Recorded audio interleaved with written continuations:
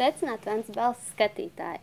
Pirmajā reizē raidījumā persona kadrā uz sarunu esam aicinājuši Ventspils domas priekšsēdētāju, cilvēku, kuram ir vienmēr savs argumentēts viedoklis par procesiem un notikumiem Latvijā un pasaulē, Aivaru Lembergu. Sveicināti, Lemberkungs! Labdien, labdien! Cāļus skaita rudenī vēst latviešu sakāmvārds. Tad arī mēs šoreiz gribam atskatīties uz 2015. gadu, kas tuvojas noslēgumam. Kādi bijuši pašvaldības lielākie izaicinājumi, kas paveikts, kas varbūt sagādājas problēmas? Un sākšu ar jautājumu par budžetu. Vai tas ir šo gadu izturējis? Nav bijis jāņem no rezervēm, tas tomēr tāds rādītājs. Jā, mums brīva nauda kontā gadu no gada kaut kur no 10 līdz 13 miljoniem eiro. Un jāsaka, mūsu plāni bijuši tādi, ka to atlikumu samazināt, bet pat cik budžets pietiekami labi pildās, tad mums tas atlikums arī tāds visu laiku ir. Un, tā kā šai ziņā viss ir kārtībā, mēs, protams, arī vienmēr mūsu plānošana budžeta ir tāda, mums ir tie darbiņi, kas jāizdara obligāti, bet tad ir tādi tēriņi, ko mēs ieliekam budžetā, iezīmējam, bet viņi tā kā rezervēt, par tiem vēl jāpieņem gada laikā, teiksim, tur kādā jūnijā, jūlijā, kā kurā gadījumā, vai aprīlī, vai augustā. Atsevišķs lēmums, ka mēs sākam to naudu tērēt, skatoties no tā, kā pildās budžeta ieņēmumi, vai nav kaut kādas ekstremālas situācijas, kaut kāds radikāls negatīvas izmaiņas, kas būtiski negatīvi iespaido pašvaldības budžetu. Nu, tā process mums ir. Nereti mēs dzirdam tad viedokli, ka arī Ventspilī, tāpat kā visā Latvijā, iedzīvotāju skaits mazinās. Bet iedzīvotāju ienākuma nodoklis, kas arī ir pašvaldības budžetā, tas ir viens no tādiem stabiliem rādītājiem. Tas 85% ieņēmums veido. Nodokļu ieņēmuma 85% ir iedzīvotāju ienākuma nodoklis. Tas varbūt ir tāds rādītājs, ka varbūt šis pieņēmums ir tāds gan subjektīvs. Ja varbūt pašvaldības rīcībā ir kādi citi dati, statistika, kas tieši pierāda to vai apgāž. Par iedzīvotāju skaitu? Jā. Nē, iedzīvotāju skaits, diemžēl, samazinās, izņemot Pierīgu, visā Latvijā samazinās, kur samazinās straujāk, kur mazāk strauji. Un, nu, tas mūsu lielais izaicinājums ir, arī mēs plānātāji esam ierakstījuši, ka uz 20. gadu, kas ir plānošanas periods šim laikam, kad iedzīvotāju skaits nedaudz pieaugtu Ventspilī. Nu, tas ir atkarīgs lielā mērā no tā, kāds ir piedāvājums darba spēka tirgu, bet, protams, ne jau tikai rūpniecībā vai to transportā. Ļoti svarīgs ir arī budžeta iestādes, īpaši valsts budžeta iestādes, un piemēram, policisti. Ja? Ļoti daudzi policisti no valsts policijas aizbrauc prom uz ārzemēm. Ja? Mēs nevaram iespaidot viņu darba samaksu vai, pieņemsim, pedagoga algas. Ja? Ja pedagogs nav apmierināts, viņam ir variants ārzemēs kaut kāds labāks, tur, teiksim, skolotāja vīram, nu, tad viņi aizbrauc prom, un tur mēs neko nevaram iespaidot, ja, jo tas tiek finansēts no valsts budžeta. No otras puses, protams, šī cilvēku vēlme ne tikai dzīvot labāk, bet arī iepazīt pasauli, aizbraukt mācīties, paaugstināt savu kvalifikāciju, gūt pieredzi, tas jau arī nekas slikts nav. Ja. Bet strateģiski mūsu mērķis ir tāds, lai uz 20. gadu iedzīvotāju skaits pilsētā sāktu palielināties. Nu, tur daži simti gadā, bet tomēr, lai tas skaits palielināts. Vai tas tā izdosies, vai tas tā iznāks, to mums grūti atbildēt. Pie tam mēs jau esam tikai vieni no spēlētājiem, tas ir darba spēks tirgu, apdzīvotības nosacījumos. Tur piedalās ļoti daudzi faktori. Ja? Nu, pieņemsim, šobrīd ir jauns riska faktors, ka ģeopolitiskā situācija ir tāda, kad jūs aizvien vairāk redzat, aizvien vairāk Latvijā ārvalstu karaspēks vairāk. Amerikāņi definē, ka Latvija ir frontes josla. Ja? Nu, un ja cilvēkam ir jāizvēlas dzīvot pie frontes joslā vai dzīvot kaut kur tālāk no tādas frontes, diezgan loģiski būtu, ka cilvēks, ja viņam tāda iespēja ir, ka viņš tomēr izvēlas no frontes dzīvot tālāk. Jo riski tālu no frontes ir daudz mazāk nekā frontes līnijā. Ja. Tāpat droši vien ietekmē, tāda situācija ietekmē arī šo investoru piesaisti. Arī investoru piesaisti, nu pieņemsim, ja jūs gribat izbūvēt datu centru, ja, un piedāvātu kādai ārvalstu kompānijām lielajām, ka viņas glabā savus datu centrus Latvijā, un tas datu centrs atbilst visām starptautiskiem prasībām, tad jūs šādu pasūtījumu nesaņemsiet, tāpēc, ka jums lielā pasaules kompānija atbildēs, ka šī ir paaugstināta riska zona, ņemot vērā ģeopolitisko situāciju. Ko tas nozīmē? Tas nozīmē mazāk investīcijas, mazāk darba vietas, līdz ar to tas ir negatīvi neapšaubām. Un kā ir ar šo mazo uzņēmēju garu Ventspilī, vai veidojas mazie uzņēmumi pilsētā, ja tomēr nozīmīgākie šie darbu vietu radītāji vēl aizvien ir brīvost industriālajai zonai piesaistītie lielie investori? Ir gan vieni, gan otri, bet Ventspilī atšķirībā no pārējās Latvijas mums ir diezgan tradicionāli tāda parādība, ka mums ir diezgan daudz salīdzinoši vidēji uzņēmuma grupa, kas ir pie vidējiem, vai arī lieli, vai tuvu lielajiem, atskot tādi, kur izmaksāt algas no aploksnes nav iespējams. Līdz ar to jāmaksā ir oficiāls algas, un ar to Ventspils atšķirās. Un mums ir lielākā vidējā darba alga, no kuras maksā sociālo nodokli Latvijā, no Republikas pilsētām, un tikai pārējām pašvaldībām tikai Garkalnē ir lielāka mazliet. Ja? Pāri arī Pierīgas novadiem arī tur ir zemāk. Un līdz ar to, ja cilvēkam ir pietiekama augsts darba samaksa, tad, kad viņš ir darba ņēmējs, nevis uzņēmējs, tad viņam nav īsti stimula varbūt mēģināt riskēt un nodarboties pašiem ar savu biznesu. Bet, protams, arī mazais biznesa Ventspilī attīstās, to mēs redzam, ja, gan pēc kafejnīcas skaita, gan mums ir kaut kur ap 50 vairāk kafejnīcas, Ventspilnieki varbūt to nezin, bet tas ir liels skaits, mums ir vairāk nekā Liepājā. Mums ir vairāk viesu mājās, hoteļos, vietu skaits priekš turistiem, ja, arī tas visi mazais bizness, un man liekas, te ir svarīga tā bilance, ja, lai būtu gan viens, gan otrs. Katrā gadījumā mēs cenšamies, cik no mums atkarīgs, protams, tas ir daudz vairāk atkarīgs no valsts politikas, lai tas mazais, jebkuru mēs atbalstam jebkuru biznesu, maziņš, vielas, vidējs, vienalga, kad tik cilvēkiem uzlabojas nodarbinātība. Esat dzirdējis par šo gadījumu, pat Jūrmalā par šo skaļo izskanējušo ierēdniecības attieksmi pret mazo uzņēmēju, vai Ventspilī kaut kas tāds varētu būt? Es neslēdzu kursā. Maz skatos televizoru laikam. Jā, vienkārši ierēdniecībā apzināti kavējot tirdzniecības licenču izsniegšanu, būvotļauju saskaņojumu, tā kā iejaucās šajā brīvajā konkurencē. Kā ir Ventspils ierēdņi amatpersonas ir pretim nākoši pret uzņēmējiem, kur ir gatavi sākt šeit uzņēmē darbību? Mūsu politika ir tāda, ka jābūt pretim nākošiem. Ja?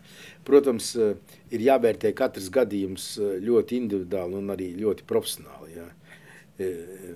Es pieļauju, ka nevienmēr žurnālisti līdz galam saprot, par ko iet runa.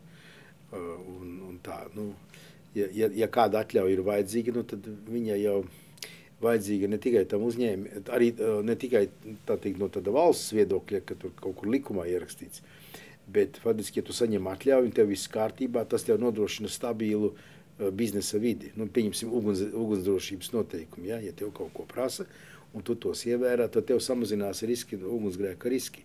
No vienas puses tas droši vien tev ir kaut kāds apgrūtinājums, no otras puses tas tev ir drošāk, ja? Jeb arī bet tos izsniedz valsts, ja, vai arī, teiksim, vides kaut kāds izmešu jautājums pieļaujamos, tos arī izsniedz valsts, ja. Bet ja viņa ir izsniegusi, tas nozīmē, ka jūs tajos apstākļos tādiem izmešiem varat darboties. Tas ir, lai tādu jautājumu atbildētu, tur jābūt ļoti precīziem gadījumiem, kad arī tie tad jāanalizē.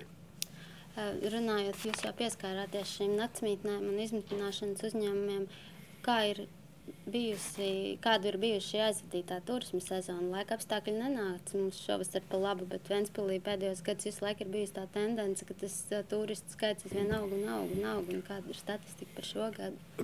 Gala rezultāts nav, tas būs tikai par gadu, ja, bet spriežot, pieņemsim tā, pēc apmeklētājiem, ja, teiksim, Hercogs Jēkabs, man liekas, ka tur apmēram tikpat, Mazbānīts ir vairāk, piedzīvojuma parks ir vairāk, tā kā, it kā izskatās, ka varētu būt vairāk tie viesi, bet redzat, tā uzskaita jau ir ļoti nosacīti, ja, nakšņojuši, ja, es nedomāju, ka tur visi, kas nakšņo, visi nomaksā caur kases aparātu to, ka viņi ir nakšņojuši, tā kā tur ir kaut kāda daļa kas nav oficiāli uzskaitīti. Vai cik kāda notiek tā maiņa, kas uzskaita, ko neuzskaita. Lietuvieši iepirks daudz dzīvokļus Ventspilī. Ja? Nu, skaidrs, ka tie dzīvokļi par vasaru ir aizņemti. Droši vien tie, kas aizņem, tie maksā. Ja? Es domāju, ka viņi maksā skaidrā naudā. Nu, cik izlaiž caur kases aparātu, man to grūti spriest. Ja. Tā kā visa tā statistika ir tāda nosacīta, un vasara, protams, tiešām bija slikta. Ja. Arī man atvaļinājums nebija tāds, kāds es biju iedomājies. Ja es nebraucu atvaļinājumu laikā vasarā nekur, es uzskatu, Latvija ir perfekta vieta, bet pie tādiem laika apstākļiem tas nav. Tā kā kopumā tas, ka vismaz pašvaldības servisa iestādes, kas sniedz pakalpojumus turistiem, tie rezultāti mums ir apmierinoši, viņi ir augoša tendenci. Bet kā būs uzskaita oficiālā statistikas par turistiem, to mēs tikai gada beigās zināsim. Krievijas sankciju ietekme. Vai jūs paredzat, ka Ventspils ekonomisko situāciju tā varētu mazināties tomēr? Ventspils zivi kombināts meklē eksporta tirgus Eiropā, bet ar ostas termināļiem nav tik viegli. Kāds ir jūsu prognozes? Jā, te vajag ļoti stingri nodalīt tās lietas, teiksim. Ja runājam par Ventspils ostas termināļiem, tad, ja kādam no tiem ir slikti darbības rezultāti, tad tā ir pašu terminālu vaina, to menedžeru vaina. Ļoti slikti rezultāti ir Kālī parkam, ja. Viņiem 9 mēnešos bija 142 000 tonnas pārkrauti, kad vajadzēja būt apmēram vismaz kaut kur 3,5–4 miljoni, tad 140, 4 miljoni, jūs varat, tā ir vispār, patiski termināls stāv, Baltikola termināls Ogleskas pārkrauj, arī tur ir samazinājums, tur gan ietekmēja sankcijas, bet šai gada laikā patiski tā krauja plūsma ir pārorientējusies un tas noslogojums ir, un citas ostas ir noslogotas, termināli ne ostas daudz labāk, tā kā arī te ir vaina menedžeros. Ventspils nafta varēja strādāt tonu ziņā labāk, bet viņi ir tirgošanas kompānija un viņiem maz interesē kravu apgrozījums savā terminālā, viņiem interesē nopelnīt uz to, ka viņi pieliek kaut ko klāt tai degvielai, maina kvalitāti, līdz ar to mainās cena uz augšu, ja? Uz to viņi pelna, viņi gaida, ka tirgū būs lielāka cena, tad viņi pārdod, līdz ar to tas negatīvi iespaido ostas darbu. Viņiem tas izdevīgi, oslē tas nav īsti izdevīgi. Ja?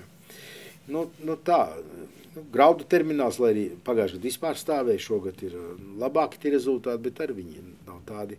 Ja jaudi 1,5 miljonu tonnas, un ja tur gadā būs kādi 400–500 000 tonnas, tas tomēr ir tikai trešdaļa no termināla jaudas. Tā kā ostas visa infrastruktūra ir gatava apjomam, tur kā 50 miljonu tonnas, ja? Reāli nebūs apmēram, pat nebūs puse, tāpēc, ka termināli, kuri nodarbojas ar kravu piesaisti, viņi strādā ne tā, kā vajadzētu strādāt. Un tur ir tikai subjektīvais faktors, profesionalitātes jautājums. To, ko ostas infrastruktūra ir sakārtot un strādāt, to kārtē reiz apliecina arī šis Financial Times pētījums, bet gaisa skaidrot šīs Kālī parka neveiksmes, tomēr uzņēmējs taču ir ieinteresēts strādāt. Jā. Redzat, tur tas galvenais menedžers ir tas Ostaps Benders, viņu sauc, arī oficiālais uzvārds ir Rudolfs Meroni, tas slavenais šveicis advokāts, kuru iecēluši tur tajos par to pārvaldītāju un komandētāju ir ģenerāla prokuratūra vēl 2007. gadā. Viņš nav komersants, viņš nav biznesmenis, viņš nepazīst tirgu, nepazīst cilvēkus, viņš neprot veidot loģistiku, neprot veidot attiecības, un pateicoties viņa tādai bezjēdzīgai vadībai, Ventspilī nav neviena tonna kālijas sāls no Baltkrievijas, kaut gan viņi vēlētos kā 2 miljonu tonnas krauts ar Ventspili, viss tas apjoms aiziet uz Klaipēdu, un tas apjoms, kas vajadzētu būt no Krievijas, no Urāla kālija, arī tas nav, tāpēc, ka neprot veidot attiecības. Un faktiski Krievi piedāvāja, viņi grib pirkt šo terminālu, bet viņiem tiek prasīta nesamērīga cena. Līdz ar to tas darījums nenotiek, un viņi vienkārši nedod kravu vairāk. Viņi dod uz saviem termināliem vēl kaut kur citur, un vēl sliktāk viņi šobrīd plāno, ka būvēt Kālijas salas terminālu Rīgā. Ja to uzbūvēs, tad Ventspilī to terminālu varēs tur kartupeļus glabāt lielajā noliktavā. ja būs kas glabā. Tā kā jūs sakat, ja būtu šī uzņēmēja ieinteresētība, tad Ventspilī tā situācija būtu labāka. Māka, es teiktu, ne ieinteresētība, bet māka. Mākas nav, tu neko nevar darīt, ja? Tā kā, kā balots. Bet zivju konservu kombināts kārtā, pat piena apstrādātājs, nu tā kā jūs vispār domājat šīs Krievijas sankcijas vai valdības amatpersonas izdarīja visu iespējamo, lai Latvijas iedzīvotājs tas ietekmētu pēc iespējas mazāk? Nē, nu, redzat, tad, kad Eiropas Savienība gatavoja lēmumu par amerikāņiem, protams, par sankcijām pret Krieviju, tad bija zināms, ka ņemot vērā tas, ka Krievija ir liels ārēju ekonomisko sakaru partneris gan preču un eksportā, importā, gan arī pakalpojumu eksportā, tad bija skaidrs, ka Latvijai tas būs vissāpīgāk no visām Eiropas Savienības dalību valstīm. Tā bija ārlietu ministrs Rinkevičs solīja, ka Latviju Eiropas Savienība solidarizēsies, ka vajadzēja solidarizēties.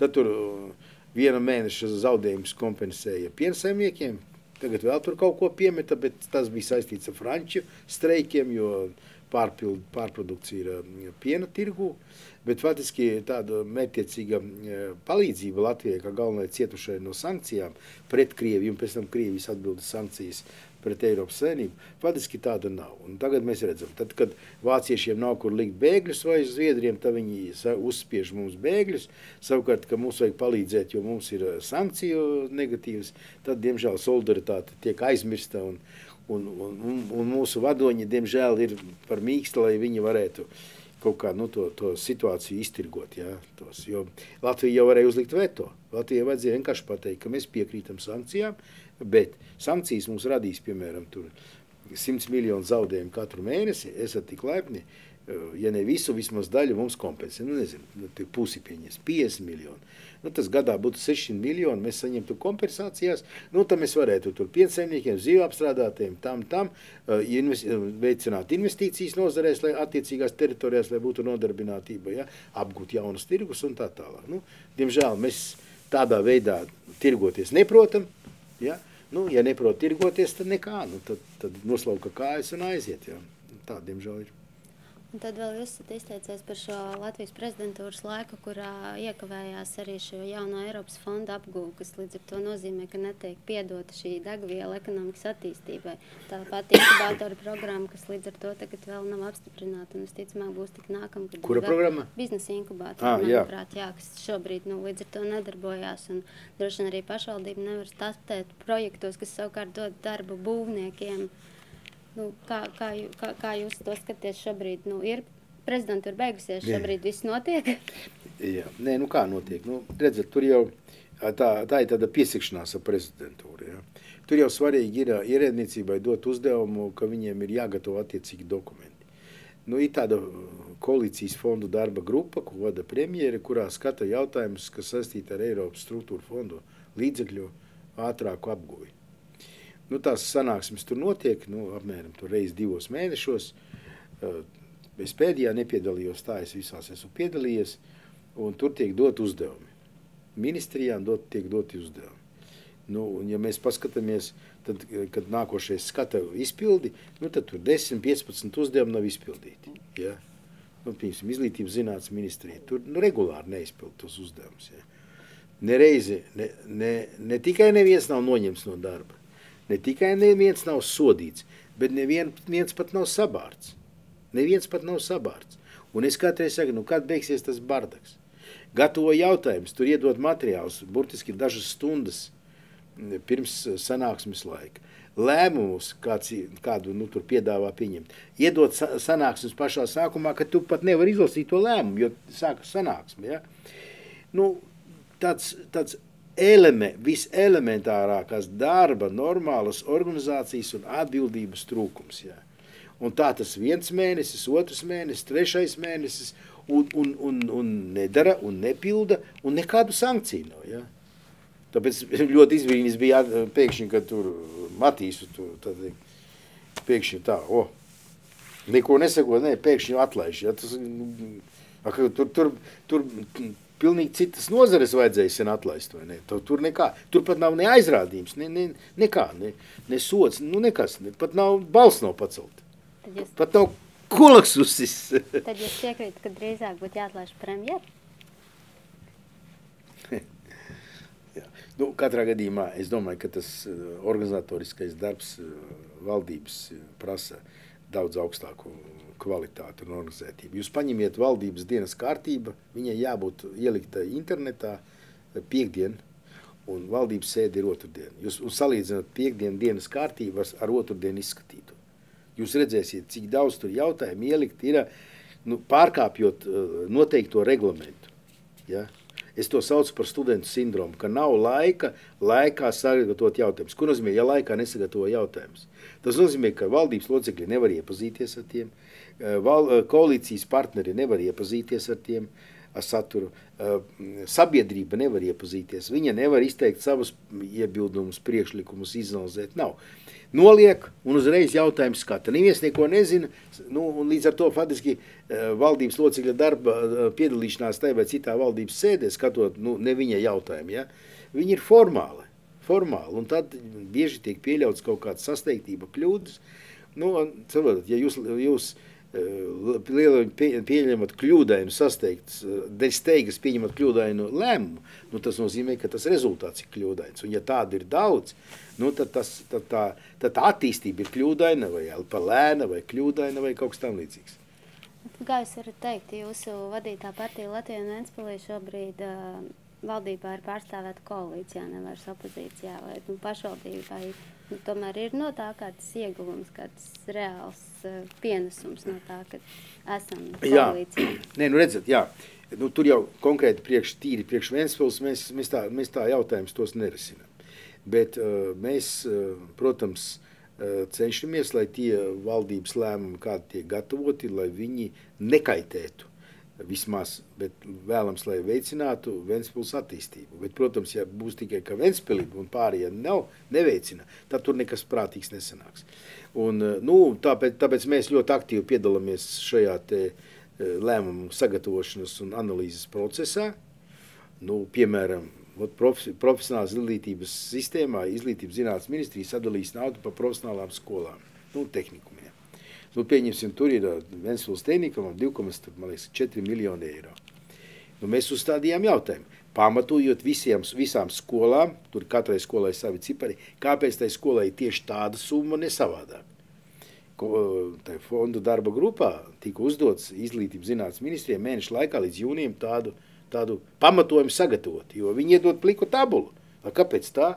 Kāpēc ir 2,3 miljoni vai 2,4, bet nav 4,4? Kāpēc? Vai 1,4? Tad ir pagājis jūnijas, jūlijas, augusts, septembris, oktobris, 5 mēnešu laikā Izglītības zinātnes ministrija pamatojumu saviem cipariem nav iedevusi, jūs saprotat? Tas tikai viens mazs piemērs. Ja, piemēram, gribēja ielikt, kad vidusskolā jābūt ir vidusskolā, no 7. līdz 12. klasē jābūt skolēnu skaitam ne mazākam kā 300 audzēkņi, un tikai tādā skolā var ieguldīt Eiropas naudu. Ja ir mazāk, tad nedrīkst. Mēs pamanācām, ka, piemēram, tas slieksnis ir nevis 300, bet 240 priekš Republikas pilsētām. Pamatskolas vispār nedrīkstēja tērēt naudu Eiropas. Mēs panācām, ka pamatskolām drīkst tērēt to naudu, bet skolēnu skaits jābūt ne mazāks kā 200, kaut gan iz zemes piedāvāja 270. Ja? Tas ir ļoti konkrētas izmaiņas, kas ir svarīgs priekš Ventspils. Ja? Protams, attiec uz visiem, tas nav tikai Ventspilī. Ja? Tāda tomēr ir svarīga, lai gan pašvaldības, gan tādi vietējie politiskie pārstāvji ir pārstāvēt nacionālā līmenī. Protams, jā. Tā mēs varam, protams, ietekmēt arī savādāk. Mēs varam iet caur Lielo pilsētu asociāciju, pašvaldības savienību, darba devēju konfederāciju, rūpniecības tirniecības kameru un tā tālāk. Bet jūs tur esat vieni no. Ja, te mēs nonākam jau ļoti tuvu tam lēmēju lokam. Ja. Tā kā no tā Ventspilī pozitīvs rezultāts, neapšaubām, nav nevis negatīvs. Atgriežoties pie Ventspils, iedzīvotājiem šogad ir bijuši vairāk pozitīvi jaunumi. Jūs pieminētājs jau tehnikums un lielais laukums. Kas ir varbūt tas šī gada top objekts, ko jūs personīgi varētu? Jā, tas ir neapšaubām tehnikums, projekts, kurš no sākuma 2009. gadā, kur bija paredzēti Ventspils profskolai 1 miljons latu, tas ir 1,3 miljonu eiro.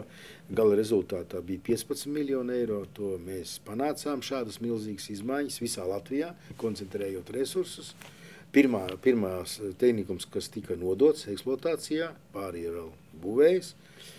Nu, tas ir milzīgs izrāviens profesionālu nodarbināto strādnieku un kalpotāju sagatavošanā, un tas ir liels ieguldījums nākotnē. Un tur mēs ieguldījām milzīgu darbu, izmantojām visu savu ietekmi, politisko un izveicību un visu, un to rezultātu panācām, un rezultāts ir labs. Tas ir tāds, nu, tā ir tāda laba sajūta, ka es braucu garām, man ir laba sajūta, kad, nu, izdevās, jā, un ja man teiktu atkārto, es teiktu, nu, grūti būs. Bet ir jauni izaicinājumi, tā ir pagātne, ir jauni izaicinājumi, pie kuriem mēs atkal strādājam.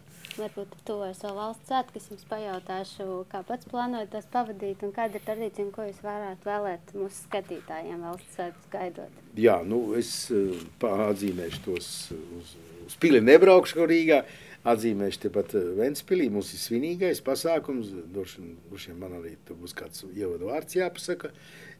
Šodien man teica, ka visas biļetes ir aizņemtas, tad bezmaksas koncerts, visas vietas ir aizņemtas, un ka runā par papildus koncertu. Un šodien mēs sarunājam, ka to koncertu translēs, tā kā visiem būs tāda iespēja. Pilsēta būs izdaiļota, nu, tā kā visiem es novēlu atzīmēt mūsu valsts jubileju. Jāsaka gan, ka vēsturnieki jau strīdas, kad ir tad dibināta valsts. Viens variants ir 18. novembris, par cik tur ir piedalījies Ulmanis 18. gadā tieši. Bet ir cits variants 17. gada 2. decembris. Bet, nu, nekas divreiz gadu arī var atzīmēt valsts jubileju. Es domāju, ka tas nekas slikts nav, jā. Tā kā es domāju, ka valsts ir tāda, kāda mēs to radam, un es uzskatu, ka valsts svētkos valsts varai ir jāziņo, ko tā ir izdarījusi savu pilsoņu labā pēdējā gada laikā. Ja? Tas ir tāds atskaites punkts. Tas būtu tā normāli. Tā kā mēs to darām pilsētas svētkos, kad ir pilsētas jubileja. Jā. Visiem priecīgs svētkus. Paldies, Lemberkungs, ka atnācāt, un ceram jūs redzēt Ventspils studijā arī citas reizes. Jā, paldies uz redzi.